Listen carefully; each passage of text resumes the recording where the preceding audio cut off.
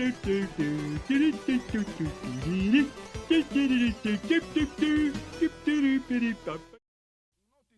we're looking at The Council for the Xbox One, released in March of 2018 and developed by Big Bad Wolf Studio. This is an adventure game broken into 5 episodes. Each one takes a few hours to beat, 3 to 5 hours maybe, depending on how much you run back and forth, or for how long you might get stuck on a particular puzzle. I have a disc version of this game, and it says it's the complete edition and comes with all 5 episodes. Although on the back it tells me that the 5th episode is not on the disc and is a download, which I hate, and kind of makes me feel like it's not actually a complete game. The different chapters apparently were released digitally a few months apart, as opposed to the game being released all at once. I think it's an interesting idea, but wonder if it would have been just better if they waited a few months to release everything at one time. I mean, I guess you might want to do this if you're a small studio and wanted to start getting some income sooner than later. I think that's a reasonable thought. Or maybe you want to try to get people hooked, and then you just keep selling them additional chapters as like an ongoing service. I guess that might have worked too, another reasonable possibility. But they both kind of feel risky to me. These episodes are shorter than a more regular, fully fledged game. Cost about $5, and if you bought this for $5 when it first came out and finished the chapter, the big question I have is, what are you going to do next? If you loved it, you got nothing left to play, and now you're probably frustrated and forced to move on to a different game. How likely you're going to want to come back to this when the next chapter drops in a few months, knowing that it's still not going to give you a complete game experience. And if you hated the experience, you're probably mad and wasted $5 on the chapter. Also, from a business perspective, the studio never gets more sales revenue from you.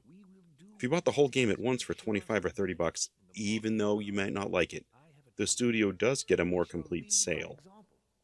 And also, with all the thousands of games out there available today, how many people just moved on and never came back? You're going to have months to forget the story and the gameplay. Also, probably riskiest of all, how many people don't want to gamble on a game that might never be completed? As a consumer, if you know only a piece of the story is being released today, there's always that risk that the story never concludes. If the first chapter is released and doesn't sell, or gets bad reviews, it could end the development of it. Then you never get a finished story. I guess it just seems like a strange release plan to me. I'm personally happy I waited so I can play it all at once. The Council is a 5-episode, third-person adventure game set in 1793. You are the character Louis de Richet, and you are a French man searching for your mother, who's also the leader of a secret organization called the Golden Order.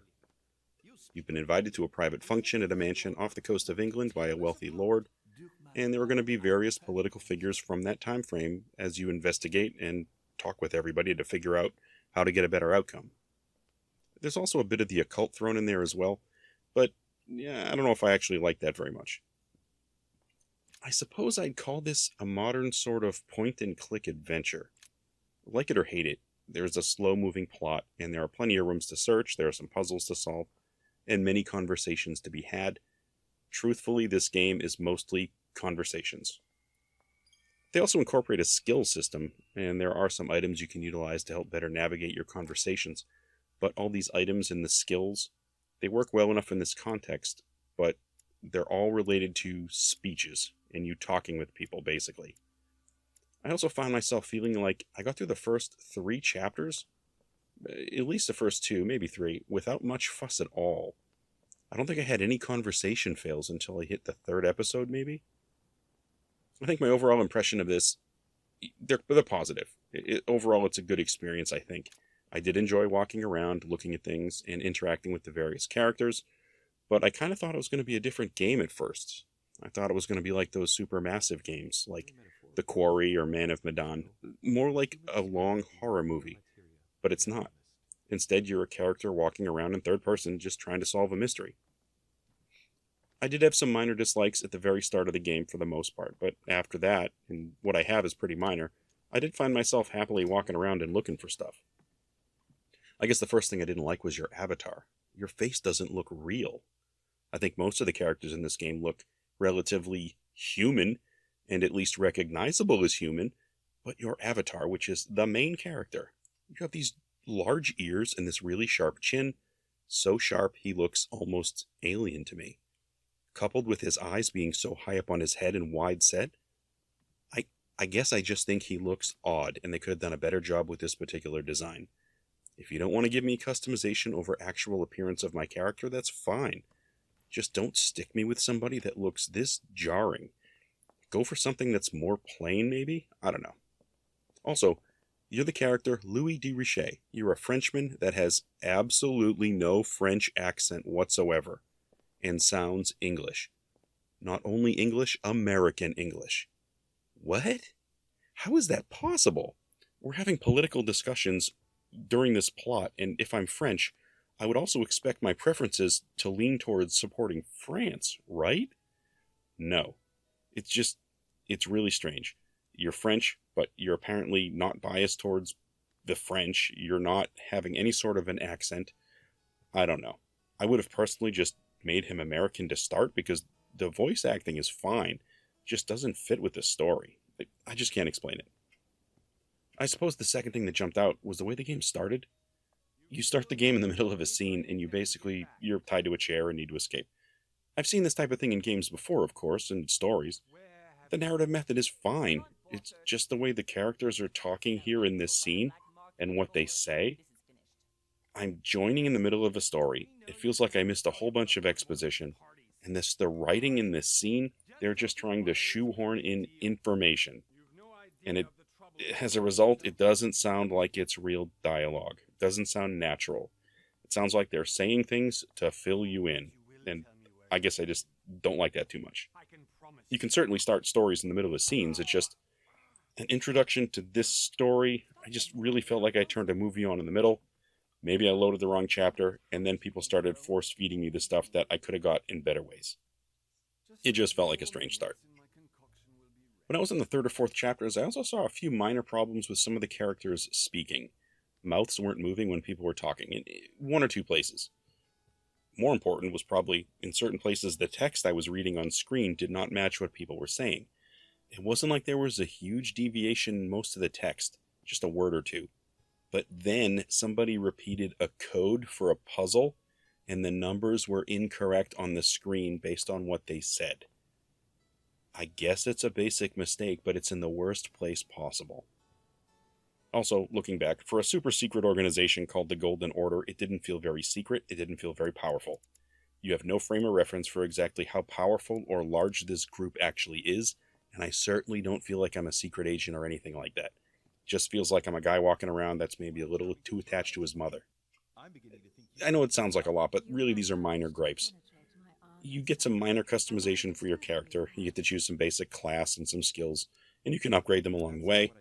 This is all designed to help you in your discussions, and you can spend points as you go along to raise these skills. It's just all about these discussion trees. Maybe this helps with the replay value, possibly having different focuses and different skills that you upgrade, maybe takes conversations in different directions perhaps. I personally started this game focusing on the occult area. Next time I'll probably give science a try and see where that gets me. The gameplay itself is pretty straightforward. You're going to walk around and you have a slight run speeding up the game a little bit. And you're always looking around just trying to cover every space in the hallways and the rooms. Every place you want to look, hopefully you're going to find some of the basic items or some clues to help you better understand exactly what it is that's going on. The game has basic loading times, but they seem to be relatively short here, and they're not much of a bother to me. I think the graphics really stand out. They're beautiful, and they're vibrant, and spending a lot of time walking around investigating a beautiful mansion is kind of fun. It's great to look at, and it feels like you're walking around a really stunning museum. I think it's a gorgeous locale, and I enjoy walking around the different rooms, finding the items and all that good stuff. The map isn't huge, but it worked enough for me. I also think the characters you interact with are pretty interesting. You get Napoleon Bonaparte, George Washington is here too. It's interesting to see real people use these characters in a fictitious way, and it keeps things interesting, certainly different. It's fundamentally an Illuminati type of story setting. You're attending a conference where a group of all these wealthy political people are manipulating politics behind the scenes with the goal of controlling world events.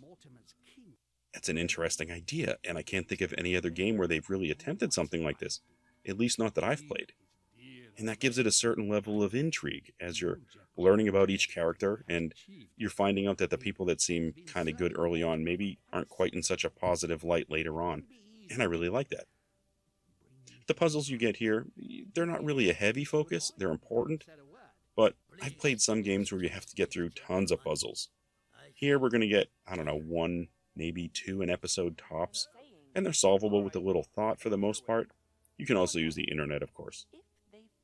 As for the plot itself, I'm on the last episode as I finish this script, so I understand what's going on, and it's just okay. The first three chapters, you wander around, not knowing exactly what's going on, and that's something I'm okay with because this is a mystery. Keeping important parts of the plot quiet for a later reveal makes sense. It was expected because we're unraveling a story. We're not just crawling around a dungeon trying to get strong enough to kill a boss at the end. But chapter 4, things really start to fill in terms of information, and it throws this curveball towards you, and things shift into an odd territory that I wasn't expecting.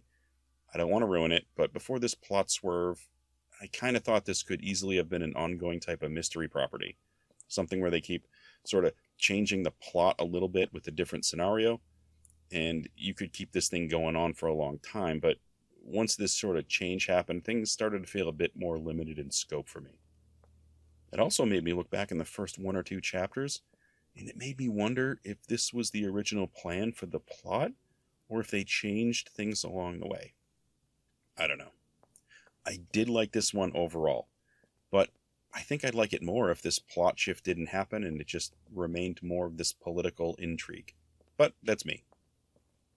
Well, that's all I have today for the console for the Xbox One. Thanks for stopping by for a look, and I hope to catch you on another video.